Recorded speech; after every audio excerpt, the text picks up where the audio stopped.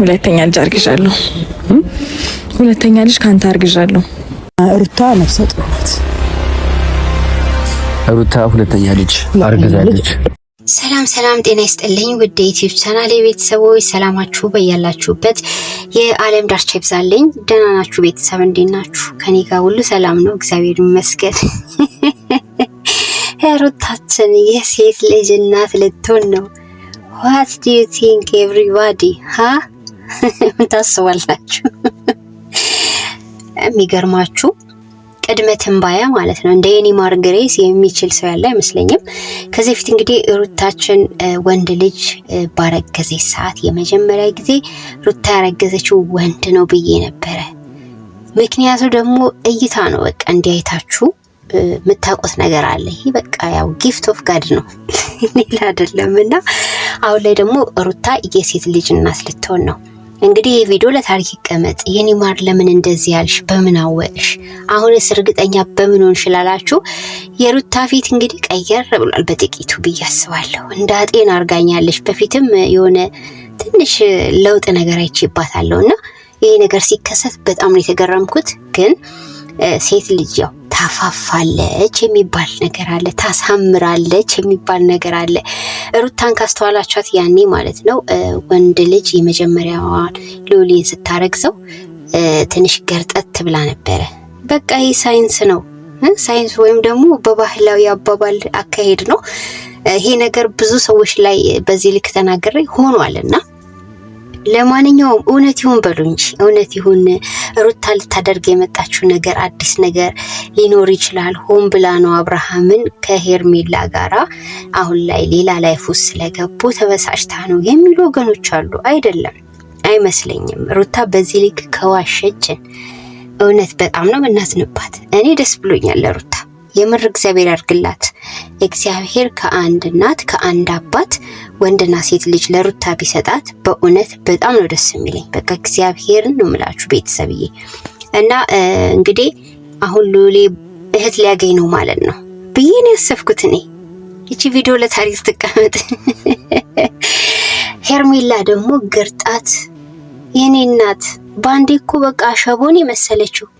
ጨው መስላን የመጣችሁ ባንዴ በጣም ነው የደነገጠችው ሜሪ ስነግራትና በጣም ማለት የሌለ ባህሪዋ ሁሉ ነው የወጣው። በጣም ለፈለፈች፣ በጣም ብዙ ተናገረች፣ ብዙ አለች፣ ላለማመን ሞከረች። እንግዲህ ሩታና አብርሃም ያው ያኔ ታስታውሳላችሁ አብረው የነበሩ ሰዓት ላይ አሁን ላይ እሱ እንደዚህ ራሱን ለመኮፈስ ባንቺ ምክንያት ነው አንቺ እንደዛ አርገሽ ነው ማለት አይችልም። አብርሃም ሆን ብሎ ነው የሳተው ራሱ ሲጀመር አልሳተም። በቃ ሚስቱ ነች እቺ ልጅ። ይሄ ነገር ከተፈጠረ ደግሞ የሰው እጅ አይደለም የእግዚአብሔር ስራ ነው። እግዚአብሔር ልጅም ሲሰጥ እኮ ይሄ እኮ መታደልም ነው። በቃ እግዚአብሔር ነው ፍጡሩን የሚፈጥረው አይደለ እንዴ? ስለዚህ ማለት ነው ሩታ የልጅ እናት ብትወልድ ሴት ልጅ ቢኖራት ለልውሊ እህት ብትኖረው እኔ በራሱ 100% ደስተኛ ነው የምሆነው ስለ ሩታ ማለት ነው። እና ሄርሜላ በዚህ ልክ እንደዚህ መሆን የለብሽም። ግርጥት ብላን የመጣችሁ ምን ነክቷት ነው ቤተሰብ? ሰሞኑን ጥሩ እንትን ላይ አይደለሽም ይመስለኛል ጋሽ ጀንበሬ። እሱ ብቻ ነው የተመቸው። ጨው መስላን የመጣችሁ። በዛ ላይ አይኗ ስር ምናምን እብጠት አለ። ያው አስተውዬ ማየት ብቃት ስላለኝ ነው። እና ሄርሜላ ያንቺ ህይወት አንዲት እህታችን የሚገርም አባባል ብላ ነበረ። ያንቺ ህይወት የዛፍ ላይ ጎጆ ቤት ነው ያለቻት። አዎ፣ ምክንያቱም ዘላለም ተሰጋለች። በቃ ቤቱ ከጎጆ ላይ ተደርምሶ ይወድቅ ይሆን፣ ጎጆ ቤቱ ከዛፉ ላይ ይወድቅ ይሆን አይወድቅ ይሆን እያለች እየሰጋሽ የምትኖር ታውቃላችሁ። ሄርሜላ እንደዛ ማለት ነች። ስለዚህ ዘላለሙን የሚገርማችሁ ማለት ነው ሩታና አብርሃም ወልደው በትዳር ዓለም አንድ ላይ ባይሆኑም ቢጋጩም በሷ የተነሳ ማለት ነው ዘላለሙ እንደሰጋሽ ነው የምትኖረው። የተሰረቀ ነገር ቤተሰብዬ ሰላም አይሰጥም። እውነቴን ነው። አመጣጣም በስርቆት ስለሆነ ሁሌ ነው የምንነግራችሁ እንድታስታውሱ ያክል ነውና የሰረቀችው ነገር ሰላም አይሰጣትም። ሁሌም እንደደነገጠች እንደበረገገች እንዲህ እንደምታዩት እንደ ሜሪ ያንን ነገር ሲነግሯት ጨው ነው ፊቷ ባንዴ የለበሰው ማለት ነው። ስለዚህ ማለት ነው የሰው ወርቅ አያደምቅ ምንም ቢሆን ማለት ነው ተጀምሮ ውስጡ ያላለቀ ሄድን ሲሉ የሚመለሱ ተለያየን ሲሉ የሚገናኙ አይነት ነገር ነው በእነሱ መካከል ያለው። መሀል ላይ ግን የምትቀረው መጨረሻዋ የማያምረው እትዬ ሄርሜላ ብቻ ናት። እውነቴን ነው የምላችሁ። የአብርሃምን ድርጊት እኔ መቼም እንደማልደግፉ ታውቃላችሁ ማለት ነው። ሰሞኑንም ደግሞ የሆነ ያለውን ነገር በከባዱ ተቃውሞ ያለው ምክንያቱም ይሄ ግዴታዬ ስለሆነ ማለት ነው። ሰው ቢያንስ የጾም ወራትን ሊያልፍ ይገባል። እንደዚህ አይነት አጓጉል የዝሙት ቪዲዮዎች መልቀቁ ተገቢ አይደለም ብዬ ስላሰብኩኝ ነው በዛ ልክ የተናገርኩት። አካሄዱም ትክክል አይደለም። ልጁ መንፈሳዊ ህይወት ይጎለዋል እውነት ለመናገር ማለት ነው። ለዚህ ነው ሩታም ብኩን ሆና አይቀራችሁ። እሱ ጥሩ የሆነ ፈርሃ እግዚአብሔር ቢኖረው እንዲሁም ደግሞ ማለት ሲኖር በምድር ላይ የምድርንም ህይወት እየኖረ መንፈሳዊ ህይወቱም ጤናማ ቢሆን ኖሮ ሩታን በዚህ ልክ ባትጎዳ ነበረ። እሱ ያለው በዓለም ውስጥ ስለሆነ ዓለም አሳዳጅ ስለሆነ ለሩታም አልሆናትም። በቃ ባል የቤት ምንድነው ዘውድ ነው የሚባለው አይደለ? እሱ እንደዛ መሆን ስላልቻለ ነው ይሄ ሁሉ ታሪክ የተፈጠረው። ሁሌም ቢሆን መነሻውን መርሳት የለባችሁም። ሩታ ጋር ብዙ ነገር ከሱ በኋላ ቢከሰትም ብዙ ግጭት ቢመጣም ብዙ ጥፋት ቢፈጸምም አብርሃም መነሾ መሆኑን ሁላችሁም እንዳዘነጉ። ኤኒዌይስ ማለት ነው ሩታ የልጅ እናት ልትሆን ነው። ኦ ማይ ጋድ ግን ፊቷን አይታችሁታል ቤተሰብ እንዴት ፍትፍት እንዳለች ከአይን ያወጣሽ ሩታዬ ማለት ነው። የምሬን ነው ቤተሰብዬ ፊቷ ለወጥ ብሏል። አርግዛለች። የተጠራጠራችሁ ካላችሁ እንግዲህ ውሃ ጠጡበት። ምንም ማድረግ አንችልም ማለት ነው። እኛ እናምናለን ሩታችንን። ያው ግን ፕራንክ እንዳታረጊን ሩታችን። ይሄ ነገር ደስ አይልም ፕራንክ ቢሆን ማለት ነው። የምሬን ነው። እሷ እውነት መሆኑን ተናግራለች። እኔ ተዋሻለች ብዬ አላስብም። ደግሞ የሆነ በቃ እሱን ሆን ብሎ ወደ ቤት ለመመለስ አስባ ምናምን የምትሉ ሰዎች በዚህ ልክ አይመጣውም እኮ። እርግዝና እኮ አይደበቅማ። ዛሬ ወር ከነገ 2 3 4 ወር እያለ ሲሄድ እየገፋ እንጂ ወደ ውስጥ እየተሸሸገ ወይም ሼፕ እያረጋት አይደለም የሚመጣው። ስለዚህ እግዚአብሔር ሩታን በልጅ ድጋሚ ሊባርካት ነው። ህይወታቸው የተመሰቃቀለ ቢሆንም ፈጣሪ ከፈቀደ ምንም ማድረግ አይቻልም።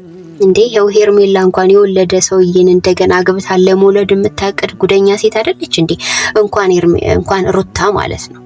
ስለዚህ ማለት ነው ሩታ እግዚአብሔር ይስጣት ነው ብዬ ነው የምመኝላት። የምሬ ነው ቤተሰብ።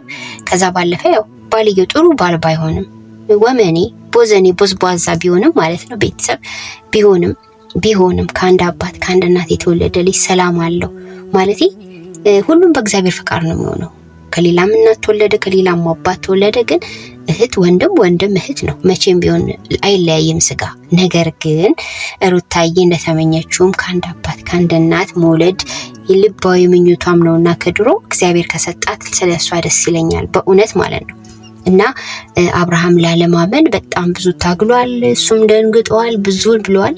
በእርግጥ አብርሃም እንደ አባት አንተ ማለት ቤትህን ማስተዳደር የምትችል ስነ ምግባር ያለክ ቤትህን አስተዳዳሪ ጨዋ ወንድ ባትሆንም ምንም ቢሆን ግን ለልዑሌ ከአንድ እናት ከአንድ አባት እህት ብትመጣለት መልካም ነው ብዬ ነው ማስበው። የአባትየውን ጉዳይ ተውት፣ እሱ ተከርኖ ይብሰል ማለት ነው። እና እንግዲህ ሄርሜላም እንግዲህ አይታወቅም ቤተሰብ ሰው ማርገዥ የመጣው ልትል ትችላለች።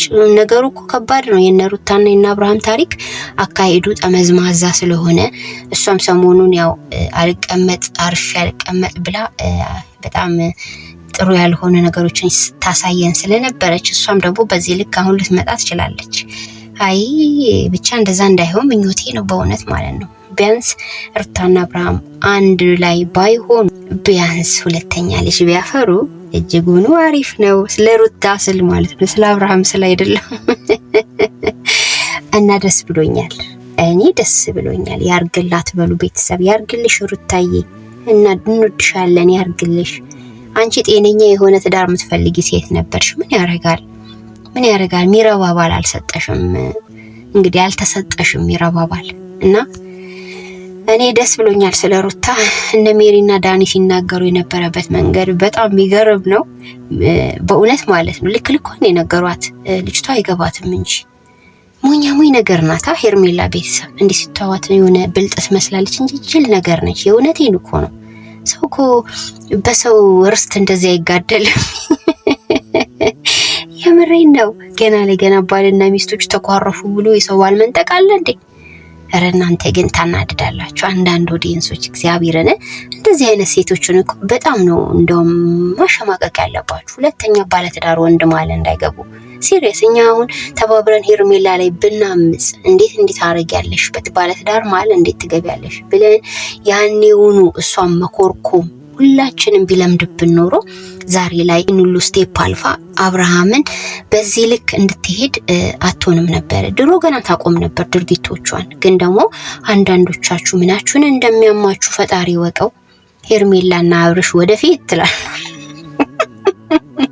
ይሄው እንደግመል ሽንት ወደኋላ እየሄዱ ነው አሁንስ ምን ትላላችሁ እስቲ እውነት ያርገው ለማንኛውም እኔ አሁን አዲስ ቪዲዮ ጠብቃለሁኝ የሚያጓጓኝ እሱ ነው ግን ያርግላት ለሩታ ሲል ፈጣሪ ያርግላት በእውነት ቤተሰብ በእውነት ይሄ ትልቅ የምስራች ነው ለአብርሃም ሳይሆን ለሩታ ማለት ነው ለማንኛውም ቤተሰብዬ እኔ ደስ ብሎኛል ስለ ሩታ በአዲስ ነገር እንገናኝ እንግዲህ እኔ ደስ ብሎኛል በእውነት ቪዲዮ የወረደልኝ ጠዋት ስለሆነ ምሽት መስራት ስላልቻልኩ ጠዋት ላይ ነው እንግዲህ ያዳመጥኩት ማለት ነው ሰላማችሁ ይብዛ